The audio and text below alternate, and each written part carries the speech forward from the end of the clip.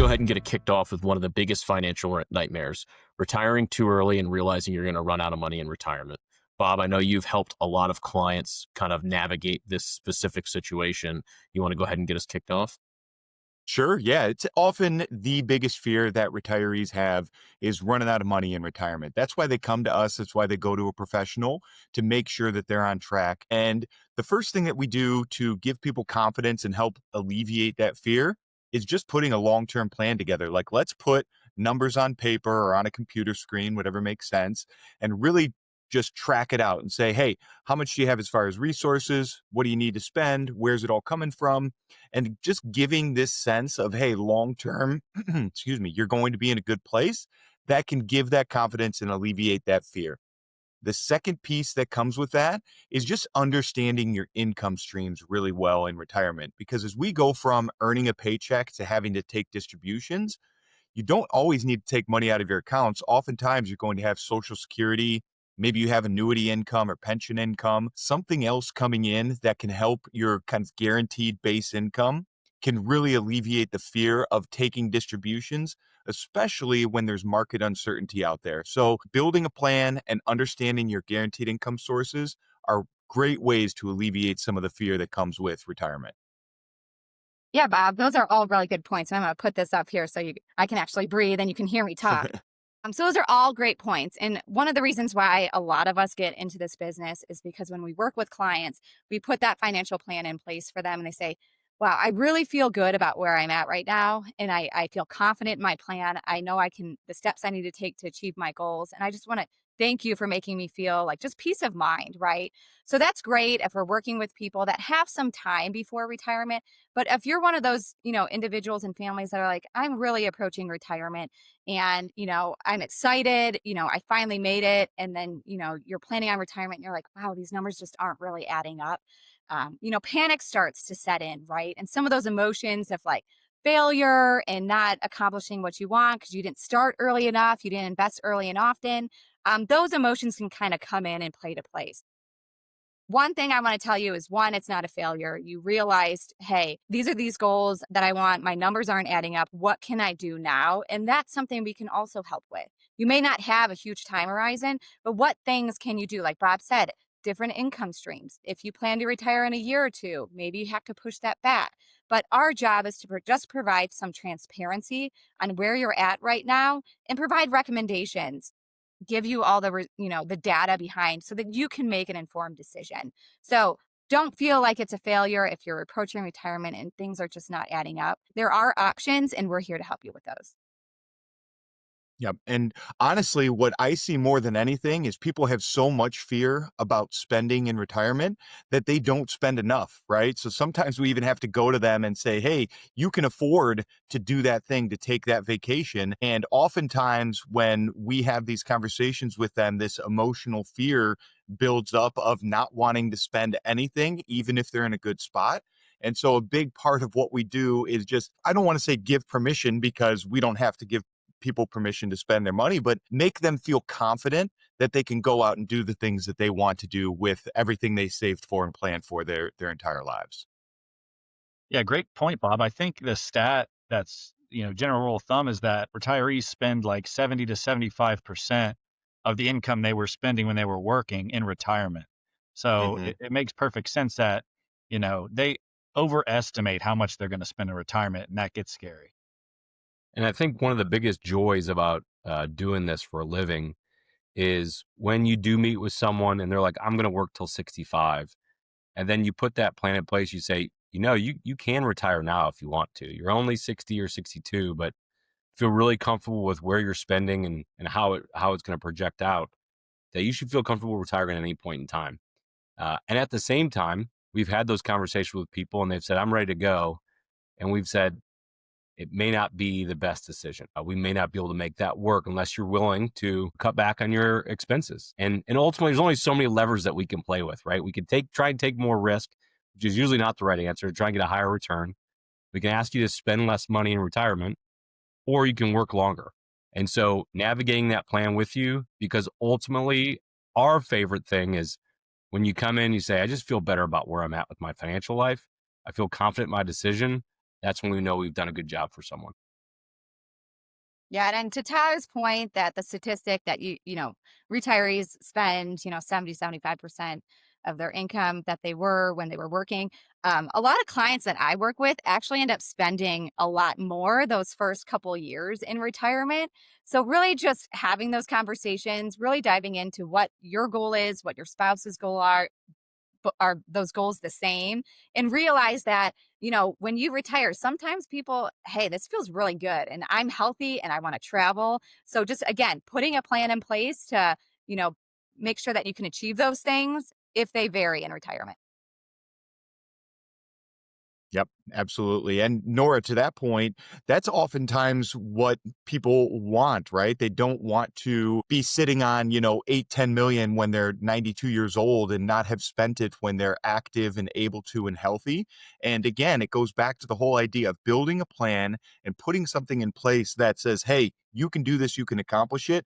It can alleviate the fear of, hey, I'm spending too much too early on this travel or this trip or this car, or even sharing it with my kids or my family, whatever it may be. Oftentimes people want to enhance those healthy go-go years, right? And we can spend a little bit more during those times with some confidence and some planning. Awesome. Thanks, everyone. Great insights there for how to make sure you're comfortable. You're not going to run out of money in retirement. Our next segment here is going to be timing the market and what it can feel like and how it can feel like walking through a haunted house. Every turn is filled with surprises. And Nic, I know you've dealt with this a lot with our clients, being our investment guy. Maybe you can just give us some insights on how you think about this and how you approach this with our clients. Yeah, absolutely. I think when I look at it, I think of it through the lens of probabilities, which sounds really nerdy, but even through, if you think of like sports betting is a big thing now, and it's kind of like people relate more to like a sports game, watching the Broncos win in that crazy comeback against the Giants, for example. The probabilities were super low throughout the game, and then they shot up there with like 15 seconds left in the fourth quarter. So the same can kind of be true with money. When stocks are down or markets are down, like if you're investing in those moments, that has only just increased your probability of success if you're taking on more risk when things are down. But at the same note too, there's a lot of data that shows that just investing at all-time highs is also statistically one of the best times to invest, because that usually means that the economy and underlying big macro trends are trending in the right direction for stock market to pull that ahead. So, um, kind of a cop out, but in both situations, you're good. I would say time, that whole expression, time in the market versus timing the market. But if you are timing the market when things are down and depressed, usually will lead to that amplified return. Great points, Nic. I really appreciate it. Sorry, Pick that's a up terrible Batman. Batman impression. But yeah, I think timing the market's very behavioral, right? Everyone wants to believe they can perform better, they can beat the S&P 500. But like you mentioned, Nic, there's so many studies out there showing even the most brightest, smart fund managers out there can't do it. And I have a story where someone got in their way and it really affected their retirement plan because of trying to time the market. This was about 10 years ago, but I met with a new prospect, a new possible client, and we were going through the statements and got to their 401k plan. I saw it was sitting in all cash. And this was like 2015 or so, somewhere around there. And started asking her, hey, why is it sitting in all cash? She was like, well, I don't know, and started talking about it further. And back when 08, 09 hit, everybody at her company was freaking out saying, hey, get out of the stock market. She had a coworker help her move her 401k into cash and then never got back in the market. And, those years right there were huge, as we all know, a lot of great performance. And, to have to sit there and explain that and be like, if we would have just kept this in the market, yeah, you would have seen a huge dip, but look what happened, the 5-6 years after. So, don't try to time the market either way. Build the plan, follow the plan, and, invest accordingly. I can't tell you how many times you have been in an office setting and I've talked to someone, they've done exactly that, Tyler. Said, yeah, I'm all in cash right now. I'm waiting to see what's going to happen.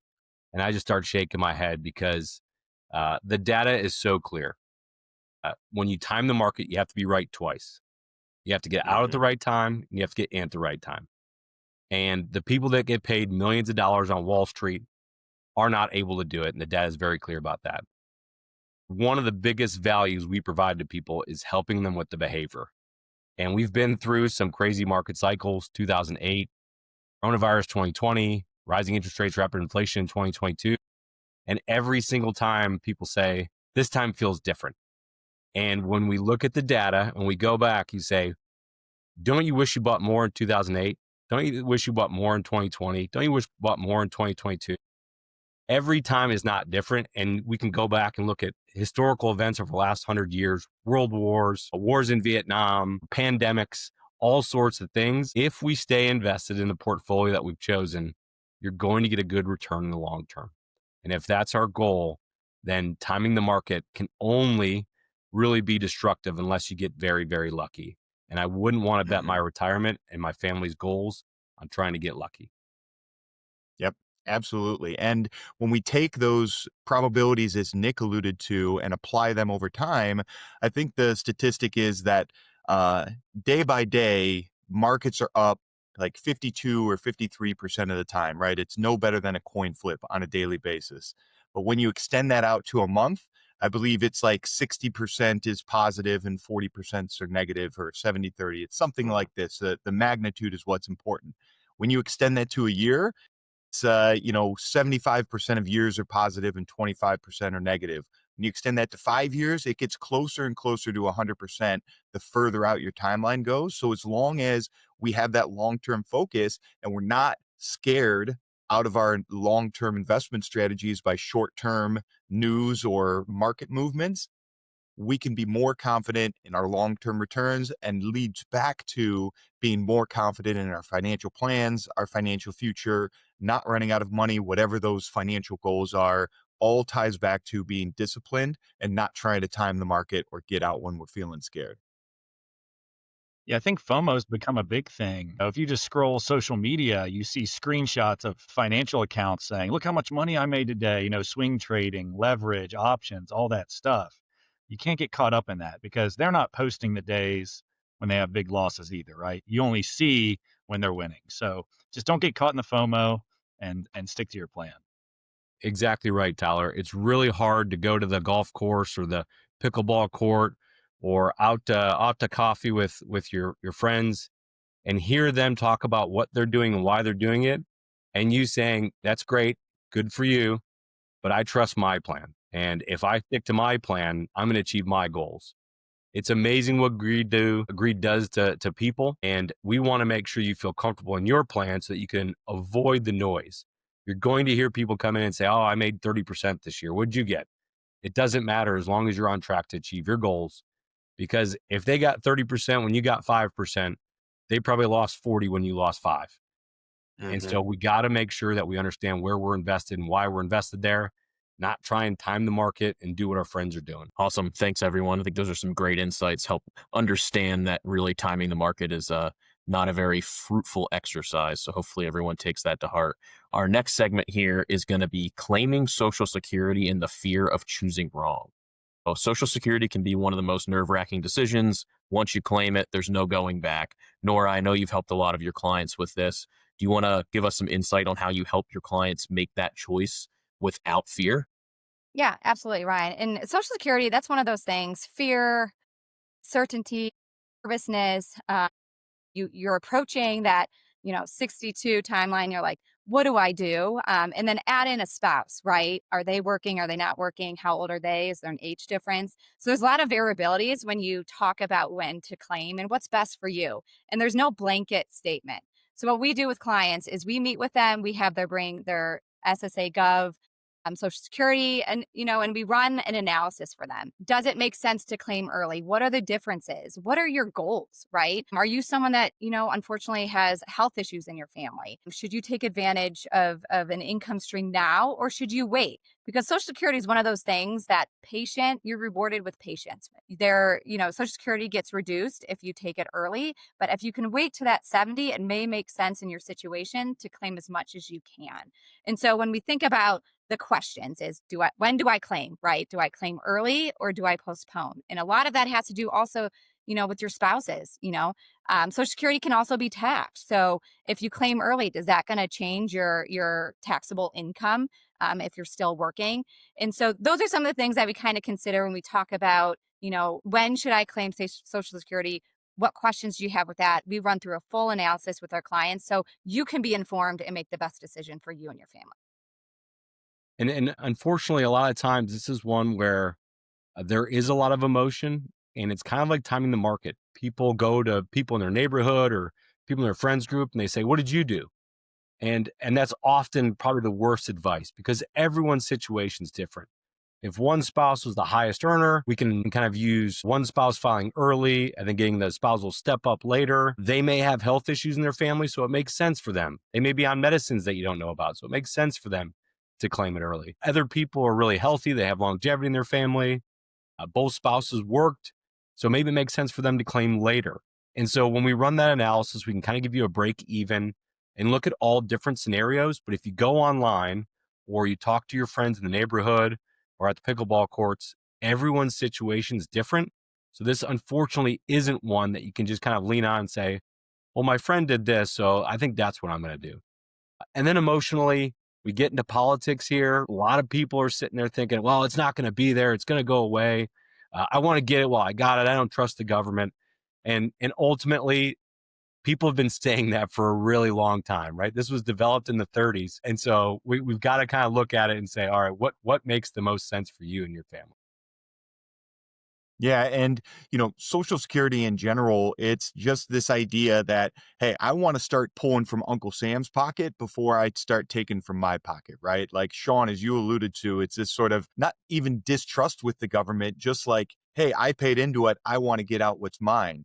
So, if we do the math, if we strictly do the math and we say, hey, you're going to live till, 80, 85, 90 years old, it's almost always mathematically better to wait all the way until 70 to take it, right? But that doesn't mean that most of our clients wait until 70 to take it because all else being equal, I agree. I want to take from Uncle Sam before we start pulling from our pockets because this money, Social Security, yes, it can transfer to spouses, but it can't go to kids. It can't go to grandkids. It can't go to charity. It can't do these different things. So the sooner we can take it comfortably without running into tax issues, without running into Social Security reduction issues, if you're still working prior to full retirement age, right?